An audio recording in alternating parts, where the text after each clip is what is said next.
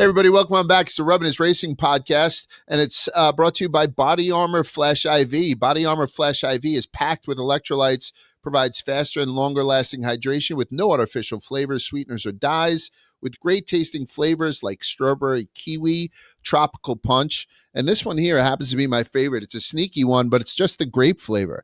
So grape flavor, it can give your body rehydration it needs to recover. And I went down to Tuscaloosa. My son goes to University of Alabama.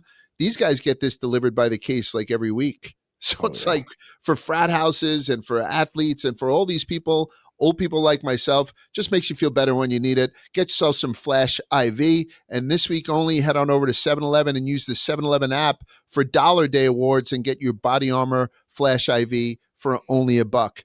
All right, boys, we're back. How's everybody doing? We're going to have Ryan Preece come on the show in a couple of minutes. Ryan Preece is one of those guys that we wanted to have on. And since he's gotten 2 top 10s in a row, we're going to see how he likes his new home here in RFK. We'll talk to him a little bit about Connecticut and a little bit about the fact that Christopher Bell wants him to back him up if he ever gets into a fight in Mexico.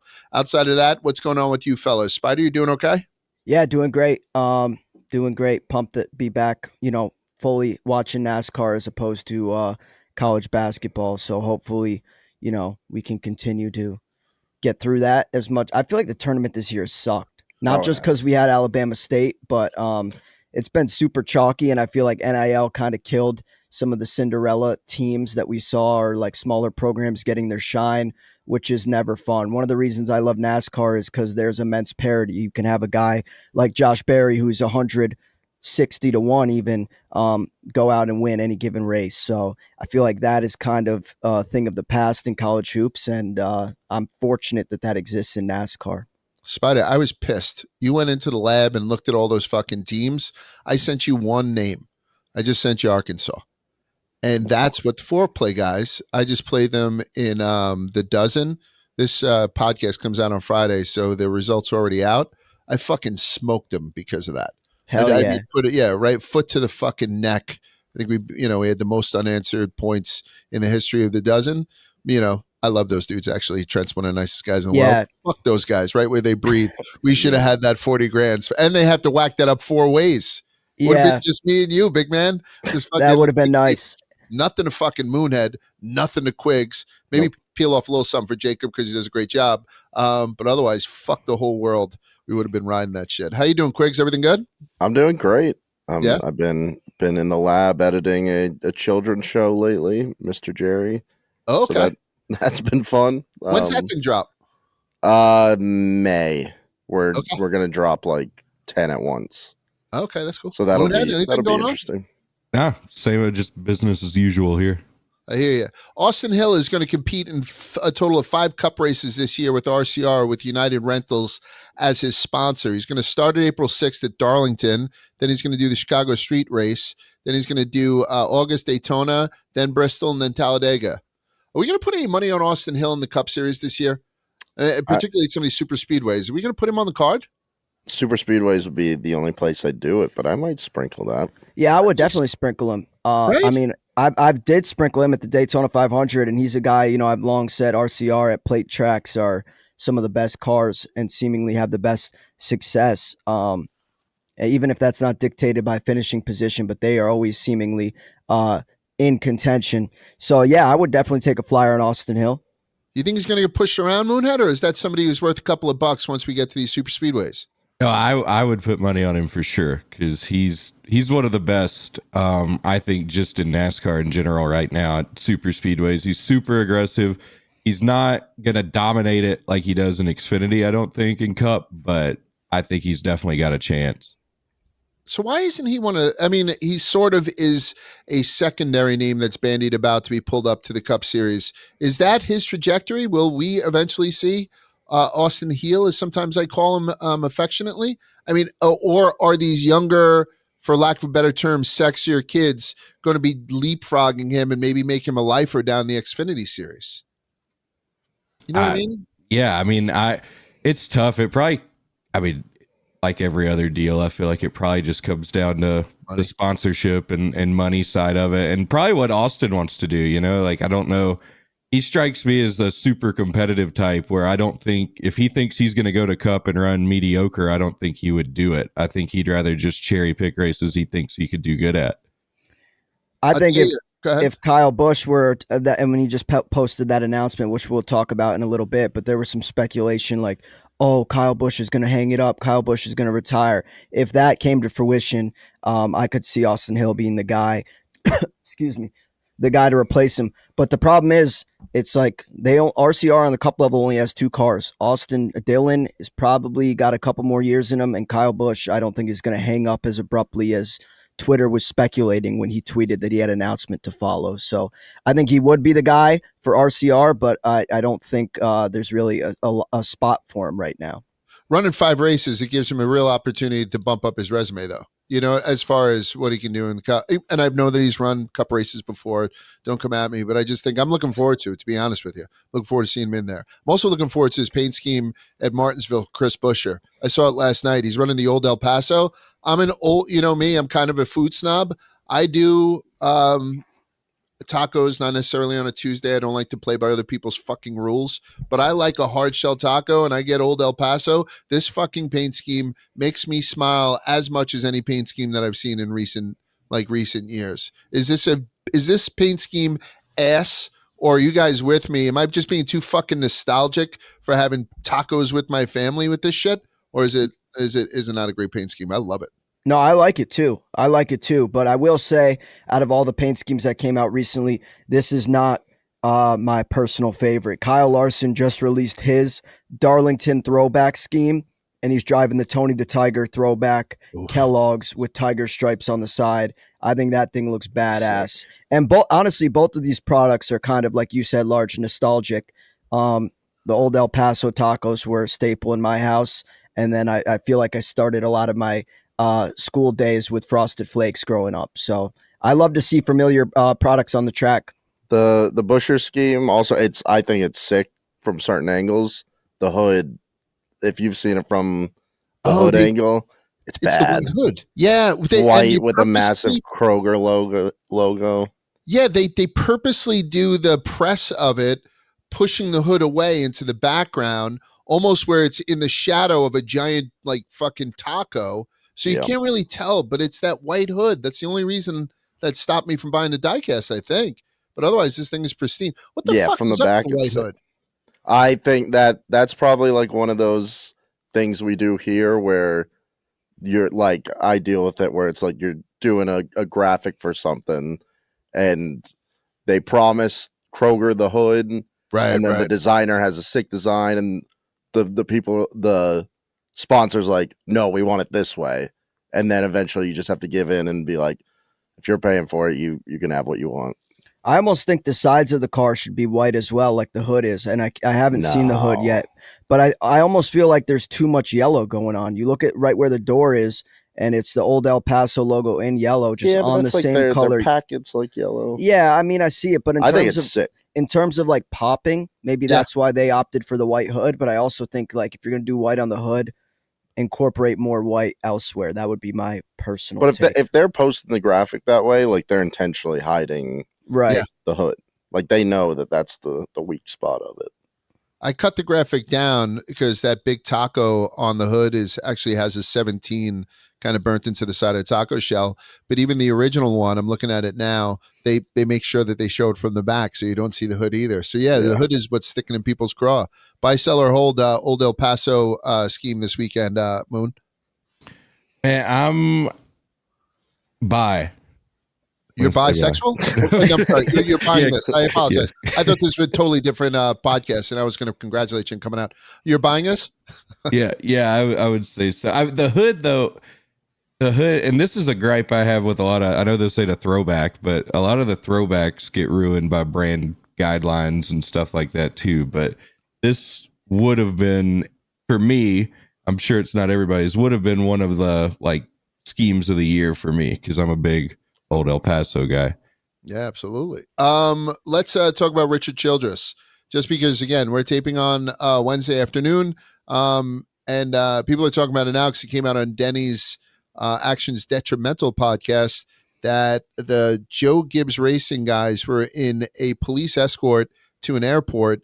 And Richard Childress said, hold my watch, decided to get in there and absolutely doored one of the fucking rental cars that Joe Gibbs guys had. And Denny had showed a picture of it. Like I mean, we didn't get to see the footage of it. There was no dash cam or anything, but this is fucking awesome. I don't know why. Like, I think people are maybe come after Richard for this. And I know there's some animosity towards RCR and whatnot, but I don't know. This kind of reeks of old school fucking NASCAR. They wouldn't let him in, so he tried to fill a fucking gap, and then the guy came up on him, and he just old school doored him. Am I being an asshole? It's obviously dangerous and all that kind of shit, but it's kind of fucking cool, no?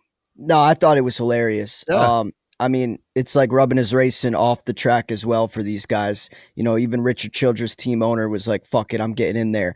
The one thing I'm hoping that comes out of this is like some sort of lasting beef. I think NASCAR would benefit from Denny and Richard Childress just going at each other on the track as well as off the track as well. And Richard Childress seems like a kind of guy that I would not want to be in an argument with or a debate with. I feel like, and Denny's the same type of person. So I feel like these guys are just two hard-headed, relentless guys that if there was a feud, it would just be like grab your popcorn and pull up a chair. Like, that's something I'm very much here for.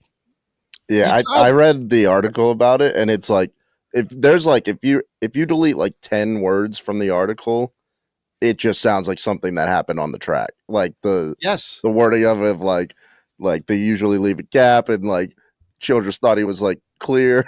It's just like insane.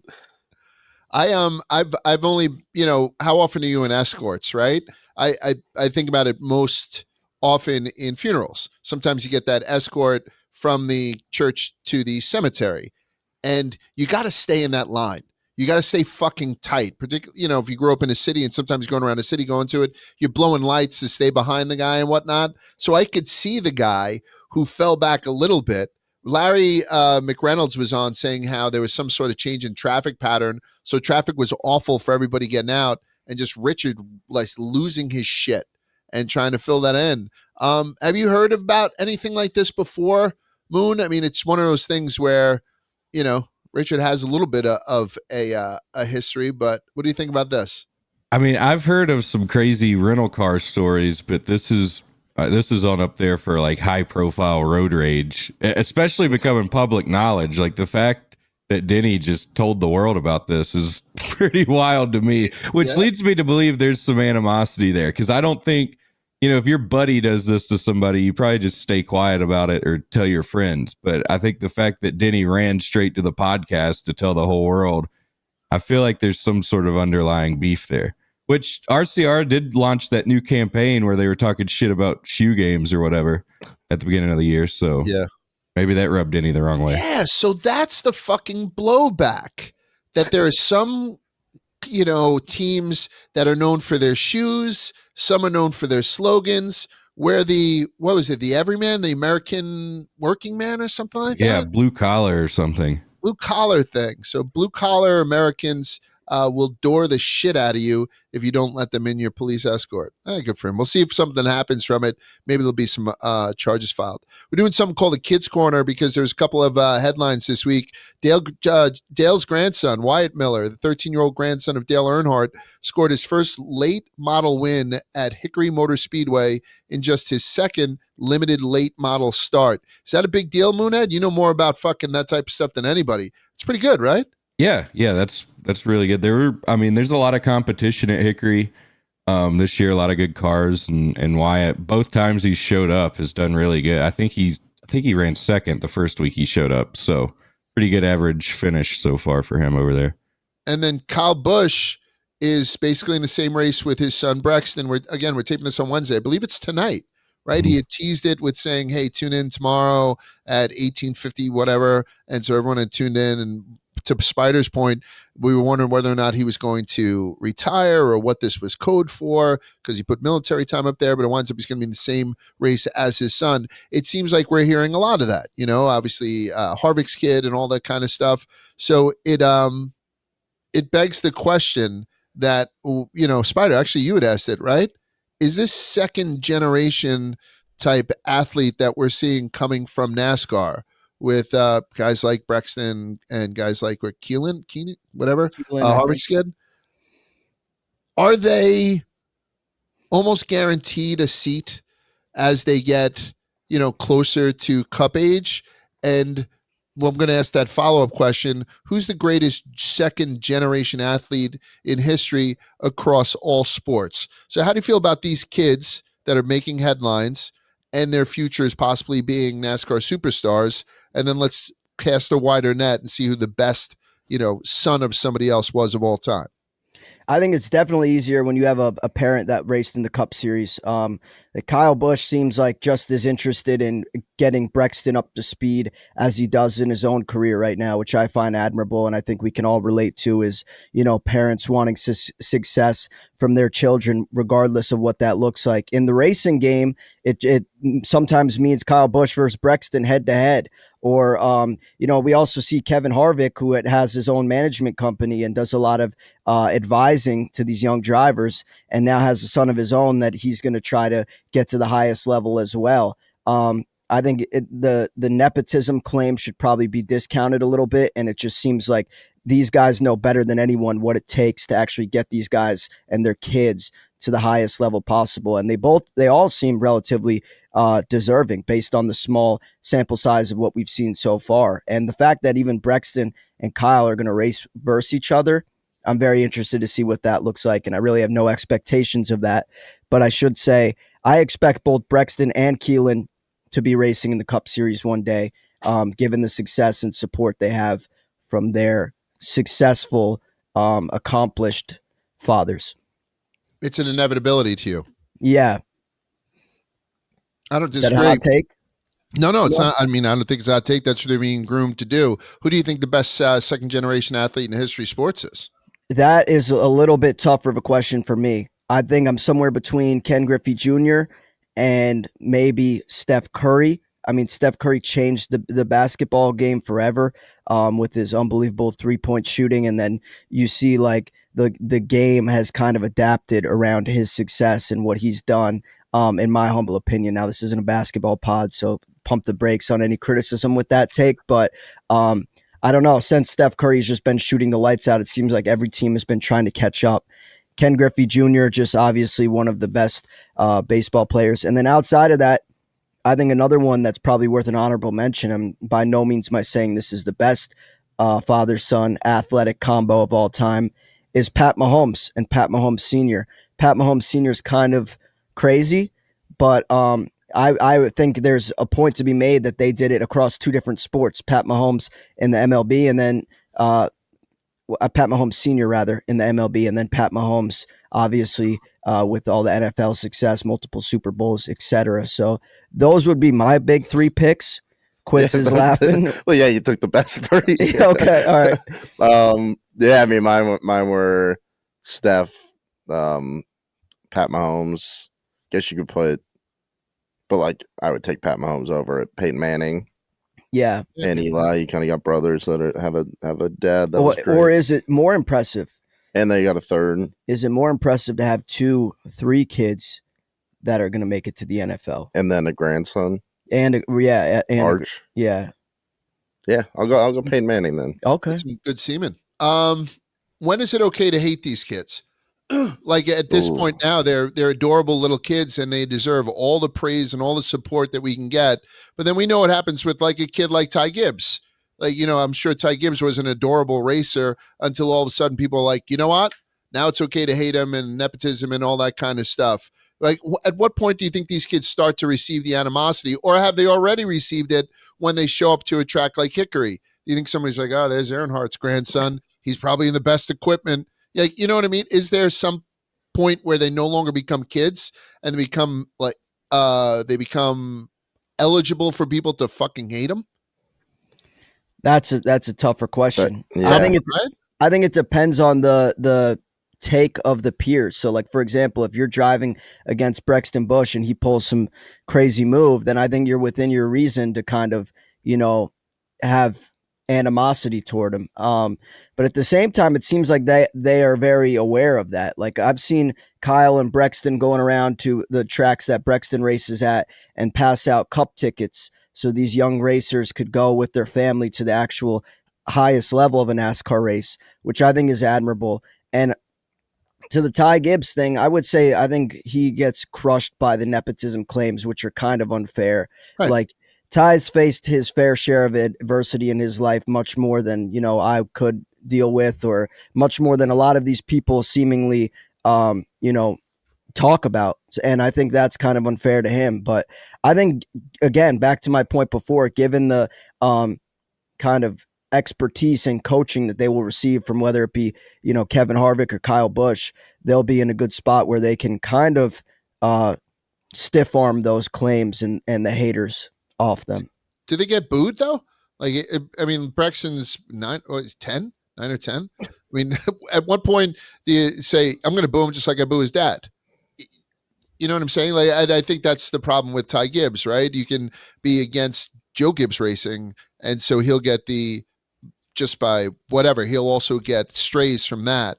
I'm just wondering when these 10-year-old, 12-year-old, 13-year-old kids all of a sudden get up there and you're like, boo, fuck you. I mean, it sounds terrible, but if you're going to put them into the spotlight at such a young age, if you go to one of these races, Moon, are there people there who are like, fuck you, kid, go home, come back with this hair on your ball? I don't know.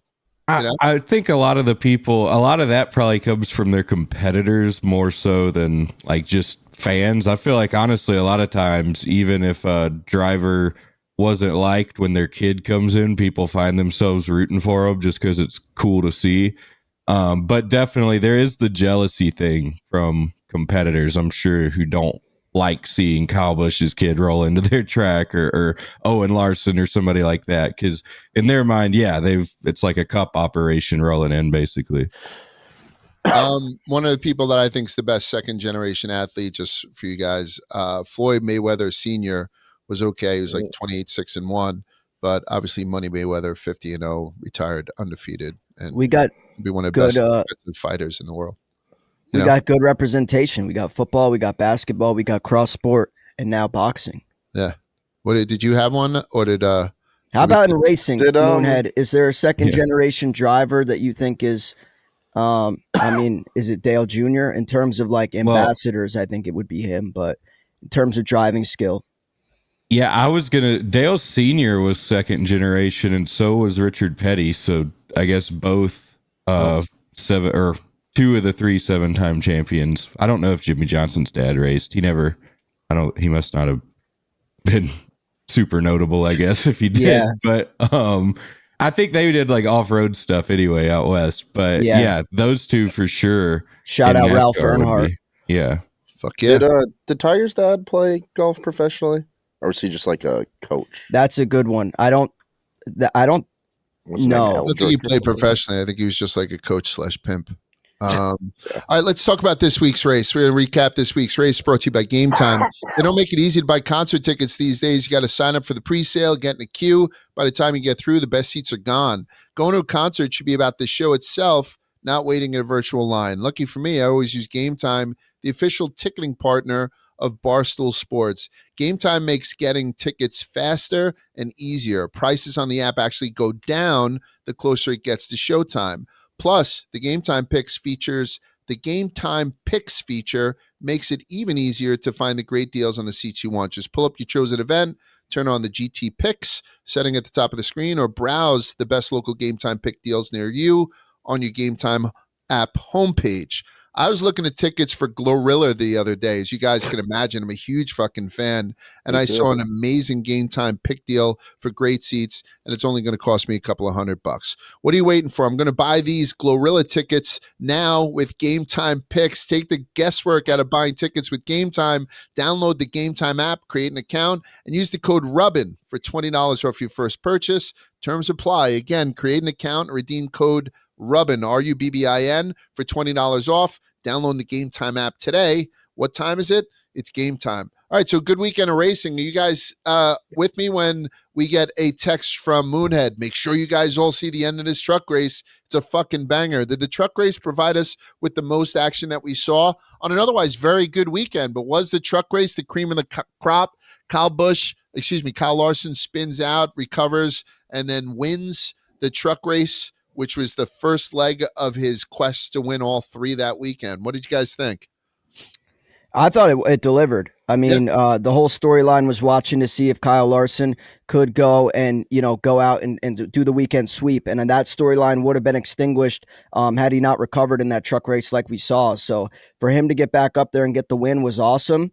Obviously, he didn't win the Xfinity race, and I did. Shout out Justin Allgaier. Oh, I gave you that pick last week. Right. But I thought it was great little like appetizer to the weekend of racing. And I also saw on Twitter that the Truck Series ended with a 39 lap green flag run. The Truck Series has now gone 18 races without an overtime finish, which to me is like incredible.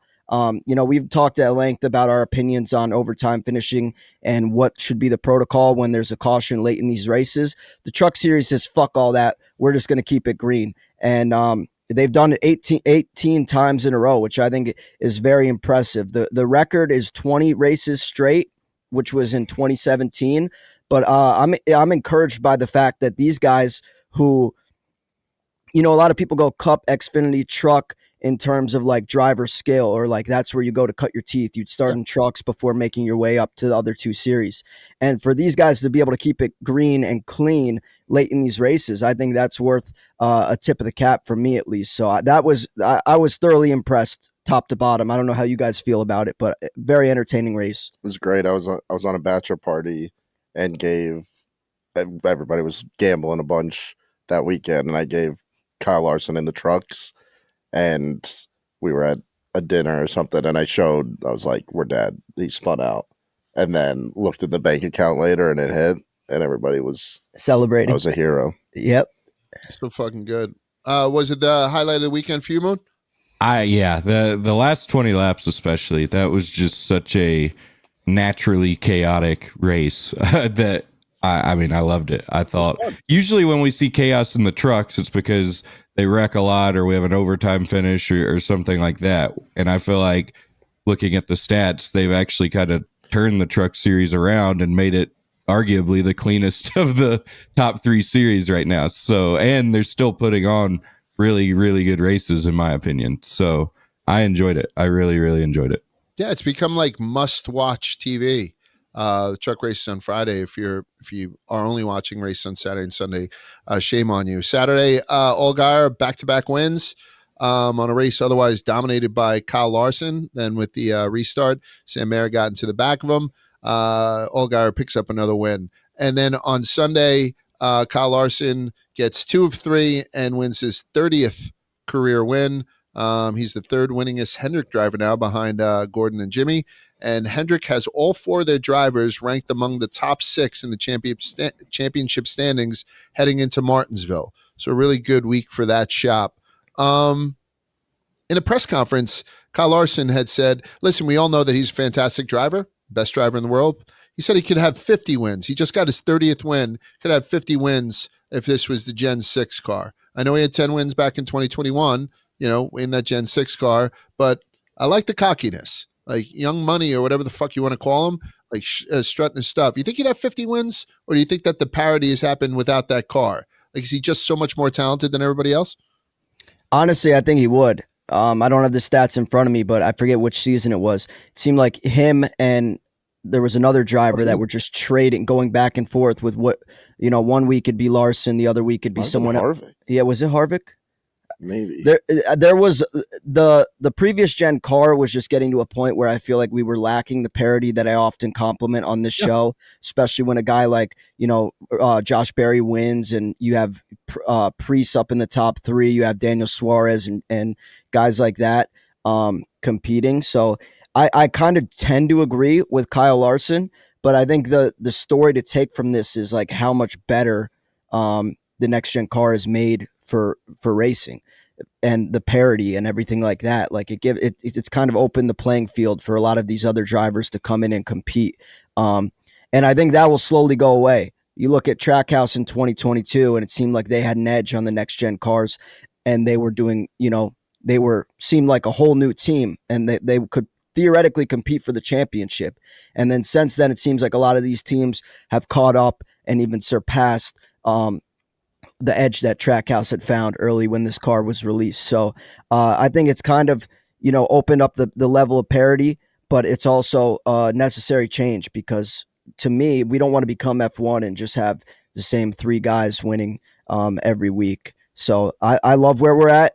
And I also think that, Kyle Larson is one of the best drivers, but that is still being respected. You look at the sports books this week. I think prior to the race when we recorded, he was 4-1. So it's not like he was, some marvelous long shot. Like the best drivers still get treated as such, but there's also simultaneously an opportunity for some of these younger guys to come in and turn some heads with their performance. My one gripe with this new car, and I guess it's not even really new anymore, would be road racing. I feel like road racing in the previous gen car was way better.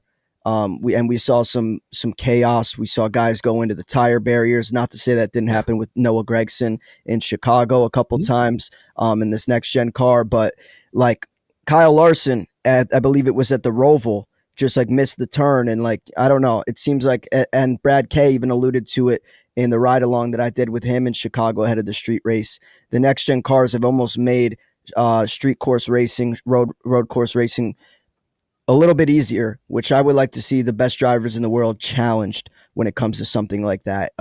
Put the smaller brakes back on and give me the fucking chaos. I don't want a guy like, well, I shouldn't say that. I think it was cool to see SVG come in and win in his first ever cup. Yeah, exactly. But I think there's give and takes. And I think at this point, you have to be satisfied with where we're at with this car. In my opinion, it's provided some great photo finishes last year, some long shot winners this year. And, overall, I think it's been a massive step forward for NASCAR. Would you guys agree with that? Yeah, I'm a big fan of the car. Is it too fucking cocky, though, to get up at a press conference and say, thank you for congratulating me on my 30th win? It would have been 50 if we were in the old car. Like, I don't know. It's not necessarily untrue to your point. And, I just did the math with it and, perhaps it's very doable, but man, that's some put your dick on the table type stuff. Oh, thanks. Could have been, it's probably should be 50, just so you know, I'm that fucking good. I like a driver with some confidence. Yeah. And obviously I'm saying it in a way that he didn't. He was very, very demure, very elegant, or whatever the fuck you want to call it. Demure. Yeah. So I don't know. Does he win 50 in Gen 6? Is he up to 50 if we never switched over in the new generation car? Probably not. I feel like it's close. Like those people that are like it'll be like NBA players on a podcast, and they'll be like, yeah. If I was playing with like the defense that they play now, I'd drop 60 a night. And so you probably wouldn't. Like the guys out there are great, and they're playing against that defense, and you're probably going to drop the same numbers you do now. Richard Childress came in the middle of a thing and punched him in the face. What do you think? Do you think he would have got to 50 at Moon? I personally think he would have, but it's really tough to say because you never know. Like Hendrick could have fallen into a slump in the Gen 6 or not figured something out, and somebody could have hit on something. So I don't know. It's tough to say. I think he would have, though, just because in how different the cars were. I feel like those cars probably suited Larson a little bit more when they weren't the super high downforce drafty package. I think the high horsepower days of that, the Gen 6 car suited Larson a little bit more than the next gen. But I also want to say, like, I do 100% agree with Spider. Like the 1.5 mile racing towards the end of the Gen 6 era was way worse than what the next gen racing is right now. And I feel like the only thing that they really need to work on is road racing and short track racing. And it seems like the tires are kind of helping out on the short tracks. They just need to figure out a way to make the road racing, because I feel like the car is too good on road races or road courses, basically, which is, I guess, a testament to they built a good race car. But what made NASCAR so great was the cars handled like shit on road courses because they weren't really designed to do it, and now they are. So I think they've heard it in that regard. But the big tracks, like the 2 mile or the 1.5 mile tracks, have definitely benefited from it. That's why we keep you around, Moon. You just said basically everything I wanted to say much more eloquently. So thank you. Yeah, no problem, man. Why is pit road such fucking chaos every week this year? I mean, we were seeing guys, Joey Logano turn around in his box. Every week we see something, and every week I read comments saying it's because the equipment is better, but the drivers are worse. But you're seeing big names make some fucking mistakes or it's just something happening? Is it what can that be attributed to anything? It can't be attributed to the Gen 7 car. The fuck's going on in pit road? I don't know if they're like it is crazy, but I don't know if there's a reason for it. I think it's just kind of coincidental. Okay. I think it's chaos already. My only theory is maybe with how fast the pit stops have gotten, it's a little bit more like maybe there's more cars leaving the pit stalls as cars are still coming in, as opposed to before when pit stops are, what are they now? They're like 9 seconds or something now, as opposed to being 14. Is there like a way smaller gap of like the good pits versus the bad pits now? Because I would imagine it's such a not simple process, but it's a simplified process from what it was. Yeah, and at the cup level, like most of the crews are still like from big teams. Even on the small teams, they're just like the B or C team that's rented out to a smaller team. So you've got a lot of really good people all the way up and down pit road. I don't know. I mean, I haven't seen anything necessarily that proves that. That's just my only theory, is that maybe it's a little bit more chaotic with how fast everything is. I will tell you, somebody who seems to be firing on all cylinders in pit road is the 60 car of Ryan Preece and his team. So let's go 3 wide right now with Ryan Preece, and it's going to be brought to you by Blue Chew. Have better sex with Blue Chew. Blue Chew is the original brand offering chewable tablets for better sex. And starting now, Blue Chew is offering a combo so strong, it'll knock your socks off and your neighbor's socks off. You'll have to move towns with the amount of noise you'll be making. Blue Chew Max has arrived, and it combines the active ingredients of Viagra and Cialis into one chewable. And this combo acts fast, and it lasts. Guys, be ready when she needs it, and get your first month of Blue Chew absolutely free. Great sex is a few clicks away. Sign up at BlueChew.com, consult one of their licensed medical providers, and once you're approved, you'll receive your prescription within days. Blue Chew tablets are made in the USA and prepared and shipped directly to your door. And the best part, it's all done online. That means no visits to a doctor's office, no awkward conversations, and no waiting online in the pharmacy. Blue Chew won't stop until every man is bricked up like a brick house. That is the mission. Make life easier, getting harder, and discover your options at BlueChew.com. And we got a special deal for you guys. Try your first month of Blue Chew free when you use the code Rubbin. Just pay $5 shipping. That's promo code Rubbin, Rubbin. Visit BlueChew.com for more details and important safety information. And we thank Blue Chew for sponsoring the podcast. And with that, let's talk to Ryan. Hey, everybody. So as promised, we're sitting here with Ryan Preece. Ryan, how are you, my man? I'm doing good. It's been a good past couple weeks of gaining momentum. So what about you guys? I think we're doing fantastic. And Spider and I were talking about people that we want to have on the show and why we want to have them on the show. And all of a sudden, we were talking this week, we were talking about Briscoe and you, but there's so many things where you come up in conversation outside of the racing. For example, when we were down in Daytona, Spider and I were walking through, we had a group of people, and it was at that part in the race where drivers were getting something to eat and then going and putting on their fire suits. So you're still in your civilian clothing beforehand. So the first person we see is Tyler Reddick. And so Tyler Reddick has that clamshell type thing, was holding his food. Oh, what are you eating, Tyler? And he's like, oh, I got some wild rice and some vegetables and a grilled chicken breast. It kind of makes sense. And he went. We bump into Corey LaJoy. Corey LaJoy seems like he's, like almost like a health nut. And he's also a very handsome son of a bitch. Opens it up, one chicken breast and a whole avocado that he was just going to rip open and eat. And we quietly passed by you. What's up, Ryan? How's everything going? Can we see what you're eating? You open it up. It looked like you just got out of fucking Panda Express. I mean, there was fucking steak tips and like some Cajun shrimp type. There might have been a fucking fettuccine Alfredo involved. And then you wound up ending the race, on your hood again. Like I was like, that place must look like the floor of an ER if you were to throw up in that fucking car. Talk to me about that preparation and how come you're such a raccoon compared to some of the other drivers when they get ready to hop into a car. Well, to be honest with you, if I eat grilled chicken and I eat veggies and all that, it's not going to stay with me. I want something that's going to sit in my stomach for a while. And I feel like I'm ready to absolutely devour a plate of food halfway through the race. I will say over the past few weeks, I've been eating a little bit better, I guess. I didn't know I was being analyzed here Damn on right what you I are. eat before I race. Yeah. But I've been eating healthier, but then if I need something to stay with me a little longer throughout the race, they give me this little bar they got inside the trailer. But yeah, man, I can honestly tell you nothing came out and flew out when I was flying through the air that time at Daytona again.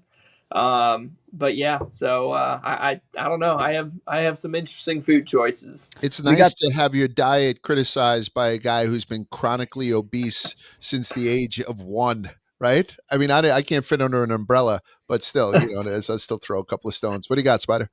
Yeah, so we got the Masters coming up. One of my favorite traditions about the Masters is whoever won the previous year gets to kind of pick the menu for what all the contestants are eating. Let's say NASCAR did something similar. What would you feed to these guys ahead of the Daytona 500? Would you sabotage them with something that will absolutely wreck them during the race? Or would you pick your favorite foods? And if so, what would it be? So it's kind of funny. You mentioned Panda Express, right? Yeah. And I just feel like I'd give everybody some Chinese food because it's quick to go in and quick to go out. So yeah, I'd sabotage them, man. I'm guilty of it. I like Chinese food. I love wings and I love pizza. So being from Connecticut, I think we got some of the best wings and some of the best pizza in the country. I completely agree. Following up on the food thing, if you could eat dinner with one person, dead or alive, who would join you? Oh man, that's tough. Who would join me? Actually, you know what? He's not dead. He is alive. Matthew McConaughey. I feel like he would be a wild person to sit down and eat dinner with. Some You're Chinese big food, pothead, huh? Huh? You're a big pothead, huh? I just enjoy listening to the guy talk. I could sit there. I didn't even know if he was or wasn't. Jeez, you're really putting me on the spot here. I am. This hasn't been an easy interview so far. You mentioned that you're from Connecticut. Spider also from Connecticut. We've had Joey on, also from Connecticut. Is it one of those things where, you look at your team now, so you have Busher from Prosper, Texas, right? You have Brad Kay up in Michigan, right? Brad Kay's a Michigan guy, I believe.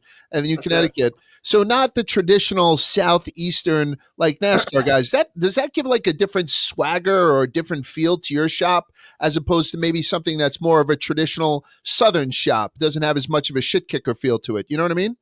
Yeah, man. So it's funny. So Chris coming from the biggest state basically in the United States, right? And then Brad is Michigan.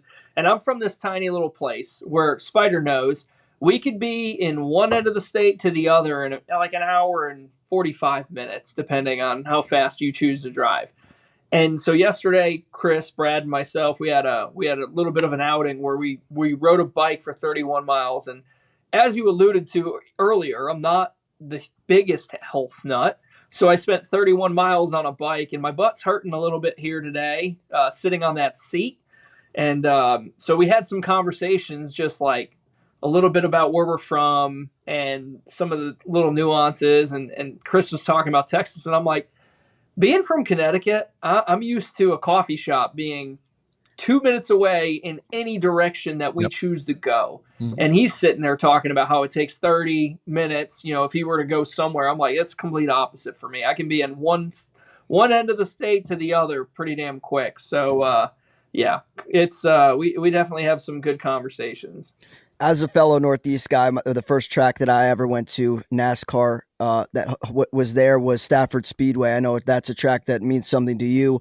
And obviously, Large and I are both relatively from the Northeast. We got Brooklyn and Connecticut represented on the pod here as well. What can we do to turn the Northeast into a more bigger racing market instead of these states like the South where they just dominate and are, breed race fans?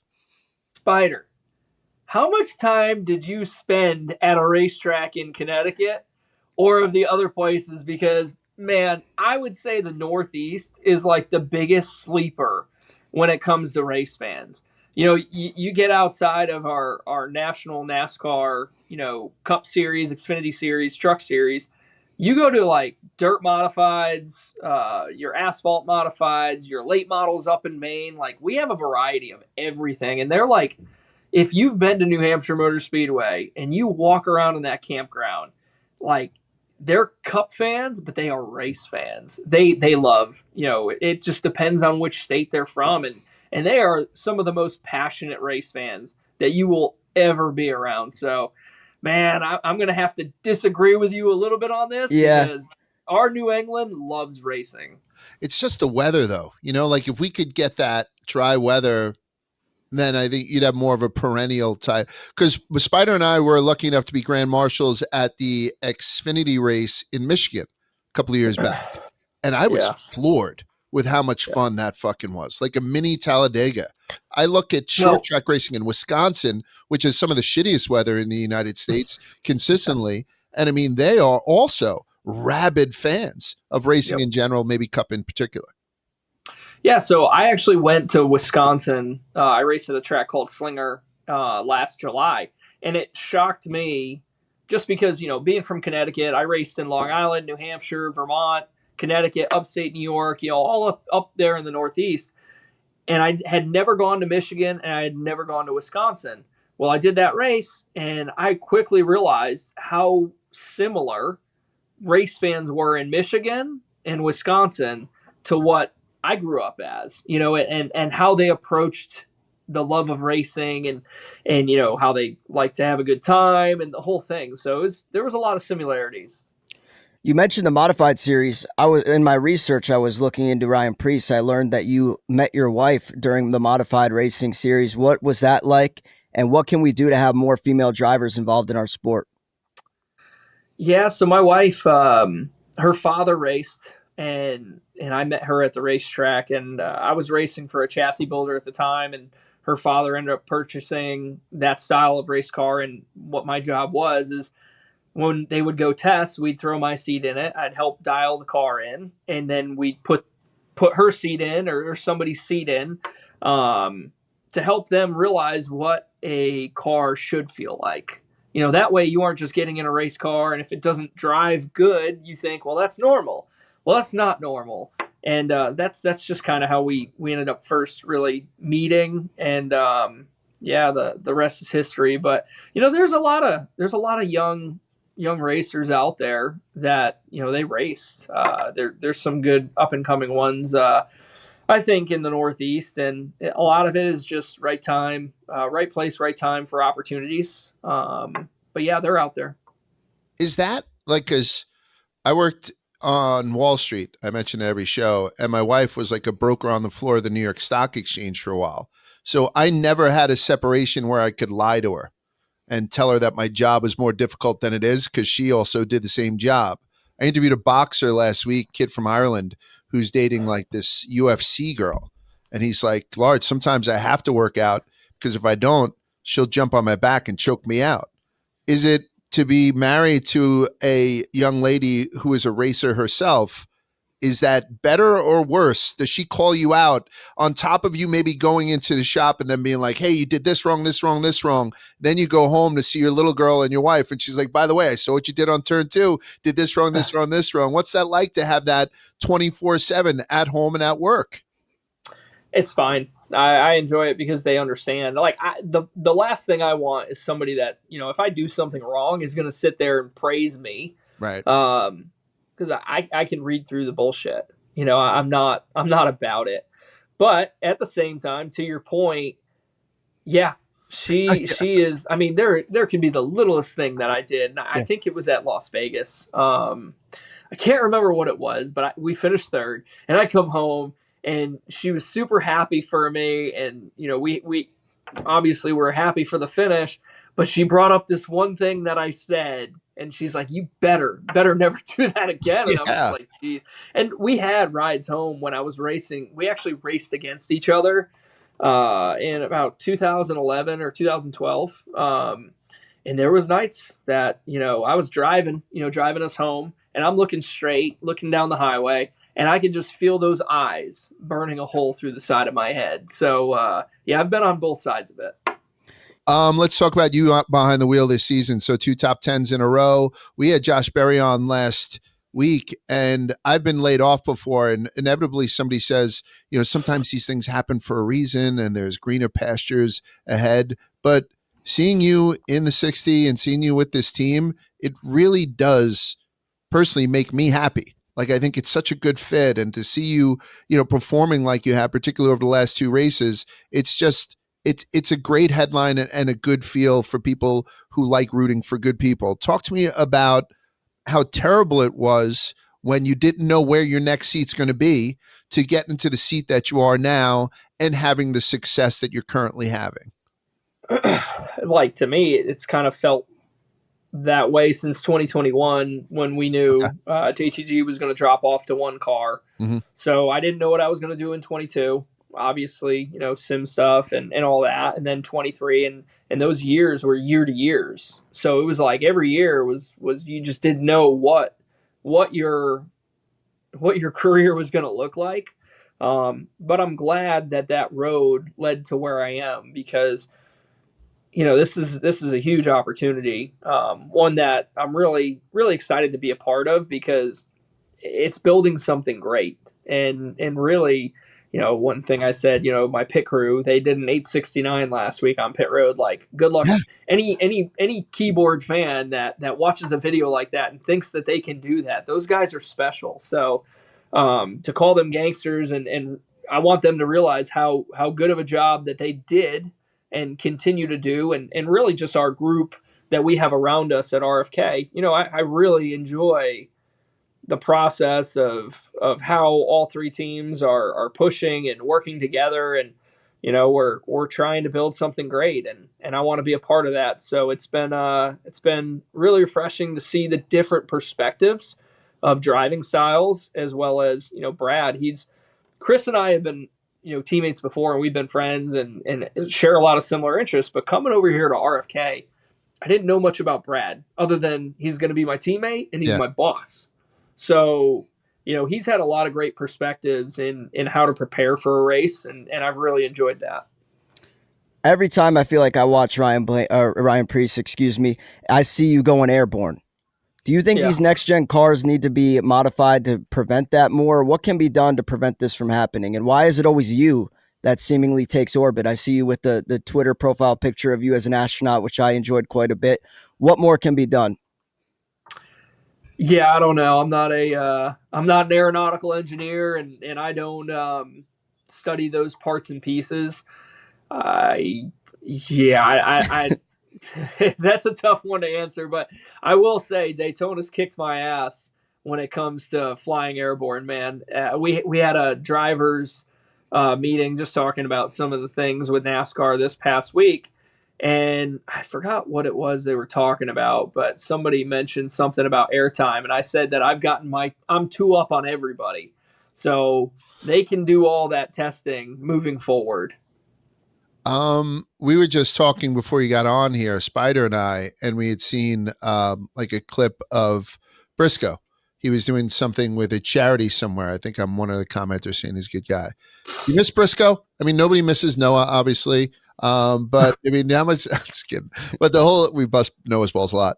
But with the whole like shake and bake thing that we found so attractive and stuff and funny, and you seem like you guys played off each other well. Like you seem like you were asshole buddies, and I think that's important, so to then kind of jump over here, what you're doing and what he's doing, and, no longer being on the same team. How's that? Or was it all smoke and mirrors, and Briscoe is actually a jerk off, and you guys didn't really get along and you're mortal enemies? What's the deal with how much you miss one of our good friends, Chase Briscoe? Big, you bring the fire here, man. I do. You bring some real heat, bud. I hear you. Like, this was some of the most intense questions I've had to ask here all day. But yes. No, yeah, I feel like for me, it's you get along with your teammates, right? And you move forward. Josh and I we're actually really, really good at helping each other and continuing to push each other. And I felt like it was just a plug and play when I moved on over here to RFK. One thing I'll say is Chase and I raced the absolute shit out of each other when we would race. And so that side of things, I feel like, we never overstepped that line. And, I feel like that'll be the same thing moving forward. I saw you with a great edit on NASCAR's main Instagram page, which I think they've been doing a great job of promoting the sport with new, exciting edits, whether it be Alex Bowman at Circuit of the Americas or yourself in a beach chair at Miami, quickly edited to you in the race car. What else could we be doing to help grow the sport, and what do you want to see more of NASCAR with their new driver incentive program? I mean, I think it's going great. Yeah. I think that NASCAR's social media is fire right now. They've really stepped up the game here in the past, 2-3 months, and a lot of the new hires that I feel like they had was, some of the SHR people and the group that they have. So they've done a great job. I feel like RFK's social media is pretty fire because they got that meme style to them. They aren't afraid to jump in on those trending memes. And I think just being genuine and not, I don't know, there's times where you can certainly do things to jump on a trend, but it's not super natural, where I feel like RFK is doing a really good job of that, as well as NASCAR is coming up with different ways of going about things. I don't pay attention to a lot of other sports on some of the some of the social media trends that they try to jump on. But obviously I've been following closely, and the difference that I've always seen before was whenever I watched our own content within our own series, it was just, to me, it's too generic. It was too plug and play. Where now I feel like we're definitely jumping on, and we're kind of getting that edginess back to us. The thing that I fell in love with racing, not to jump off topic here, is racers were outlaws. They were badasses. Like you looked up to racers. You didn't necessarily want to do what they were doing because it was dangerous, but they were crazy enough to go do that. And, obviously the many stories that you hear of guys in the 80s, 90s, and 2000s, that's what separated them. So I think they're still out there. You just, you don't hear about it as much. Let's stick with the badass thing. Spider, you know what I'm going to ask, right? We had Christopher Bell on, I think, when he was 2 into his, 3 in a row. And I just asked him at the end, I was like, Christopher, we're going to go to Mexico City. If you get into a bar fight in Mexico City, this is what I asked Christopher Bell, and you needed one current Cup Series driver full time to have your back in a bar fight in Mexico City. And Christopher Bell chose you. He said the guy would be Ryan Preece. The guy is a badass. I don't know exactly. He didn't give too much more detail on it. So let me ask you, how would you do in a Mexican bar fight protecting Christopher Bell? And if you had to choose one active driver, who do you think you could go back to back with and clear out a cantina somewhere outside of Mexico City after you win down there? Ooh, man. Good question. That's a. We're bringing the heat. You are bringing the heat. You are bringing the questions that all of us want to answer, but we never get asked. Yes. But I'm going to be honest with you. I never thought I was going to have to answer a question about being in a bar in Mexico, having to fight my way out. Yep. I would say because I'm probably a bigger guy. And I have a face that isn't very approachable to some people that don't know me. Yeah. So I think that might play into it. I think I would be okay, but who would I want to help me? Man, I feel like you need a big guy. I used to say BJ McLeod. I think BJ McLeod, and he's not full time really anymore. So I always thought that guy could go in like a juggernaut and clear a fucking place, right? And then you had mentioned one time Jeffrey Earnhardt, Spider, because he's into that like jujitsu shit. Yeah. Like you could all of a sudden just get on top of somebody and snap their arm. But like, who's kind of a badass in your mind? It ain't Briscoe. Tough. I'd punch a hole in Briscoe. I don't feel like Briscoe would make it too far in a no, an athletic fight. How about Chris Buescher? I feel like he's a tough mother. Yeah, he's a big guy. Yeah, I wouldn't want the smoke from him. Yeah, I don't think you'd want it. I mean, he holds himself back, but he's a big guy. He'd surprise you. Even some, these fire suits can be deceiving, man. Like I see him in the gym and he lifts some heavy weight. So I'd have to bring my teammate Chris. That's good. Love that. We got Darlington coming up. All these teams do fun throwbacks. Is there any thought been given to what you're going to be running for that weekend?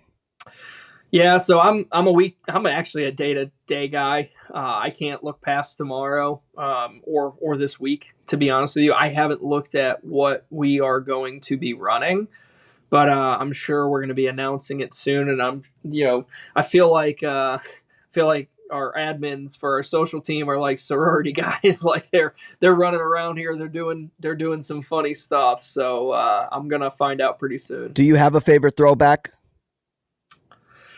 Maybe one that hasn't been paid enough respect that you saw growing up that you're like, damn, that would be sweet to wheel that thing.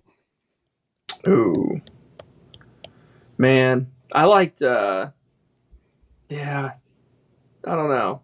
That's tough. That's a tough one. So I got nothing. No, you're good. No worry. We are asking some tough questions here today, so I understand. Actually, I think Busher's running the El Paso, the taco shell one this weekend. That looks fantastic.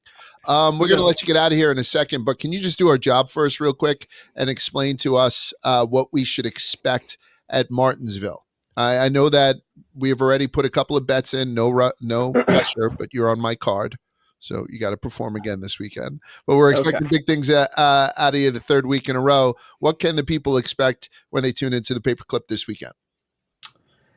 Yeah, I mean, I feel like this is probably the best I felt kind of going into it, just because the past few races, even though in the fall we fell off there hard, and the pit strategy side just bit us when that caution came out. But I feel pretty good. What am I expecting? I mean, part of me at this point in the season, there's guys that are in holes, in a hole for points, so they aren't going to be too aggressive. But then there's other guys that are going to risk it. So I think Martinsville, for me, can go either way. It can turn into one of those races where, the first 80 go pretty smooth. The second stage there might be one caution somewhere early on in it or maybe late in it. But then stage 3, man, it could turn into where we just start clicking laps off, and then we have a green flag pit wave and guys trying to undercut each other. Or we could end up with an absolute, brass knuckle brawl. So I'm hoping it. Well, we'll have to wait and see. We could end up with rain too, and if we end up with rain, everything goes out the window. You don't even know what to expect. You're just trying to survive at that point, and if your car is really good in the rain, take advantage of it. All right. So I think, Spider, you got anything else? I got one last one. So obviously, Northeast guy, Connecticut kid. Where I grew up in Connecticut, as much as I didn't mean to offend you with my question previously, was a lot of my friends growing up were basketball or baseball fans, and they kind of chose between New York and Boston with the teams that they rocked for. Do you have a favorite baseball team? And is it safe to assume that you're going to be a Red Sox guy driving for Roush Fenway Keselowski now? Well, hold on, Spider. Where did you grow up again? What town? I grew up in Bristol, Connecticut. You were close enough to where you could have been. You were a Yankee fan, though, weren't you? I chose New York, yeah. Yep, that's right. All right, so the thing about Connecticut, for those that don't know, is if you are in basically central, like Hartford area, you went either Boston, or you went Yankees. My family was split. I was a Boston Red Sox fan, so that's the way I went. I was Red Sox, Patriots, Bruins. Okay, cool. And now he's driving number 60 for RFK. Listen, Ryan, I can't tell you how much we appreciate you coming on and how much we're rooting for you. And I hope this home that you found here at RFK is your home for a hell of a long time and you win a shit ton of races.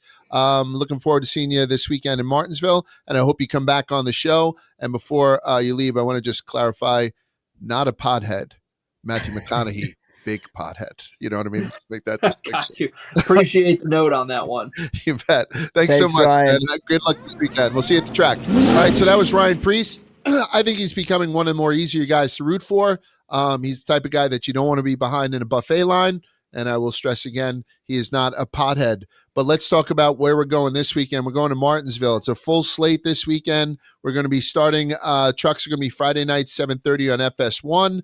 William Byron will be wheeling the number 7 Hendrick truck for Spire, the one that Kyle Larson won in last week. Saturday, the Marine Corps 250 starts at 5 p.m. and you can catch that on the CW.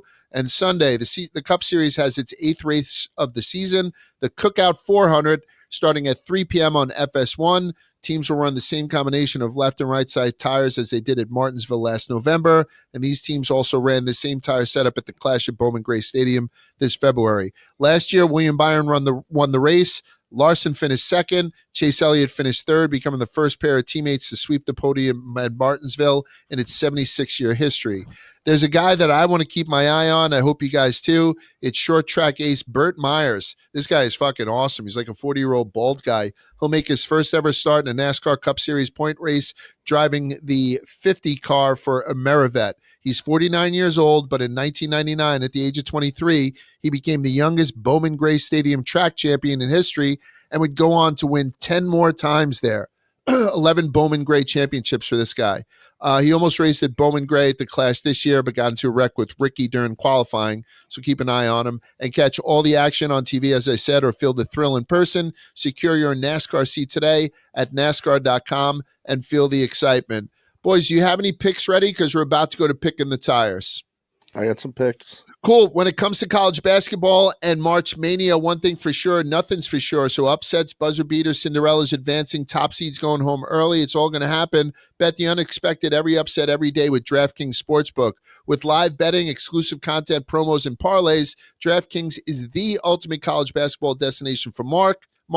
So if you're ready to make your first bet, check out matchups and pick a team to win. It's that simple. If it's your first time, here's something special for you. New DraftKings customers, bet $5 to get $200 in bonus bets instantly.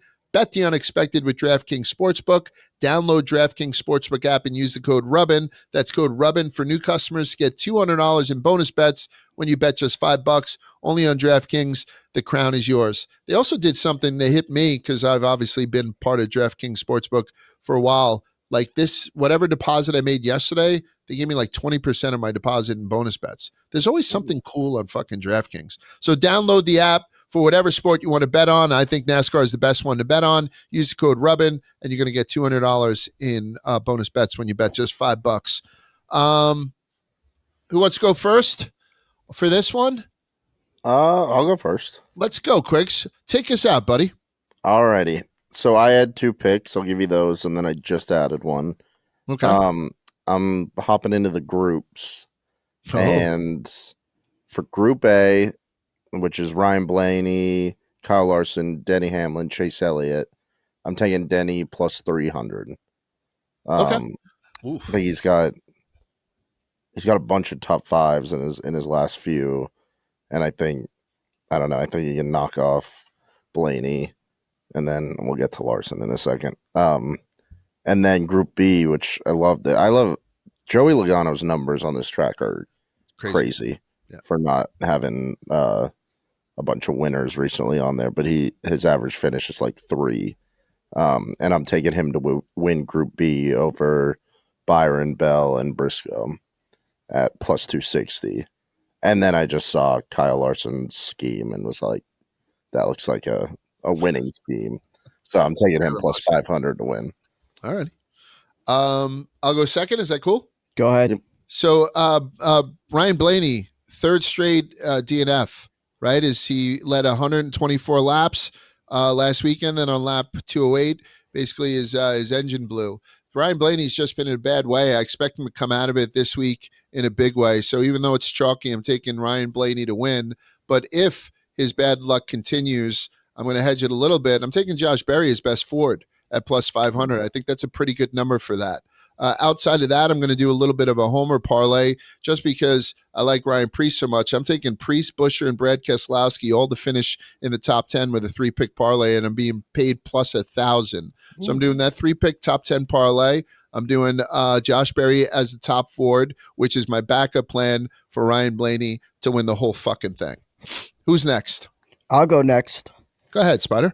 I'm going to take William Byron to win the race. He's 7-1, and he has 2 wins here since 2012 with an average finish, or since 2022, excuse me, with an average finish of 8.5. In the same time, Chase Elliott, a guy that I was looking at, has an average finish of 8.7, but he has 0 wins since 2022. So if you look at short tracks, Chase Elliott is second of all drivers since 2022, in average finishing position behind Denny Hamlin with a 7.4 for Denny and a 7.5 for Chase Elliott.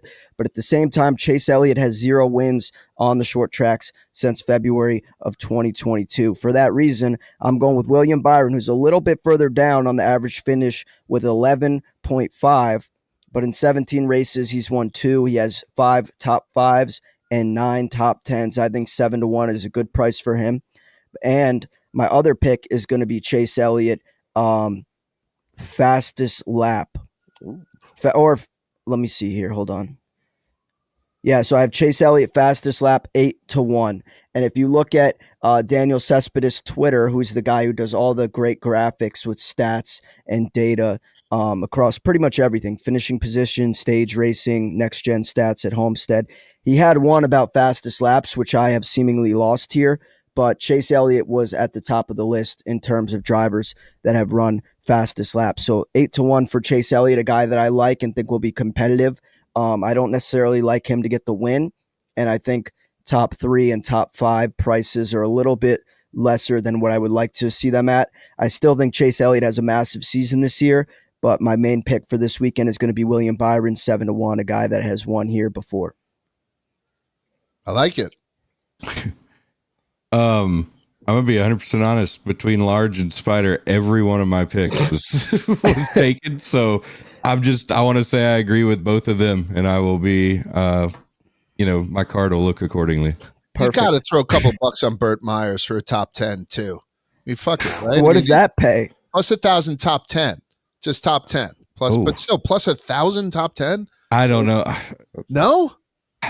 Give me something to root for, Moonhead. Give me something to fucking root for. I'd love it, but okay. I don't. There a lot of things will happen before that happens, unfortunately. I hear you. Spider, how happy were you when Larson was chasing down Bowman? I was watching the race, and my brother, I think, said, "Can he catch Bowman?" I was like, I got to be honest. Fuck up just as he fucked up. I think that Larson would have ran him down. Even if Bowman didn't get into the wall. And I don't know. I was happy with the result. I mean, nothing against Alex Bowman. I think it would be good to have long shot winner or not. Not that he was a big long shot, but I think he was like closer to 25-1 versus Larson's 4-1. So that probably would have been good. But I was satisfied, and I do think the best car ended up winning the race, as good as Bowman looked all day. So he passed Briscoe like he was standing still, and it passed. Good race for Bubba too. It was an interesting race, man. I mean, I know people are going to beat it to death on whether or not it'll be a host of the championship going forward, but I certainly hope so. It's a fun place to go and a fun place to watch a race. Anything you guys need to plug before we get the hell out of here? Yeah, pick 6. Check out my pinned tweet. I have a link to sign up for DraftKings Pick 6 app, and it really is an awesome app because you can pick 6 different props that will happen in any given sport across baseball, basketball, college hoops, NASCAR, UFC, golf, etc. Right. And if you sign up with the link that I tweeted and wager just $5, you will get $50 in credits. So you can theoretically potentially hit super big long shot. So the rest of the season, I'm going to be having some NASCAR lineups on there. And I definitely think the app is worth checking out. And also, it's available in a lot of places where DraftKings Sportsbook will not be available. So if you still want to get in on the action or you feel some type of way, you can still do it. And you only have to be 18. So you don't have to, the barrier to entry is a little bit lesser. And I think it's a fun little game to play alongside the normal picks we give on the Pick the Tire segment of this show. So I would definitely implore everyone to check that out and make sure you use the link and get $50 credits for just wagering $5. And hopefully you can back your way into a nice payday. So thank you, DraftKings. Thank you, Pick 6. That's really all I had to promote. Fantastic. HQ Spider on Twitter is how you'll be able to see that link. If nothing else, boys, we will see you guys next week on Rubbin is Racing. Thank you again to Ryan Preece, and enjoy the races. Peace.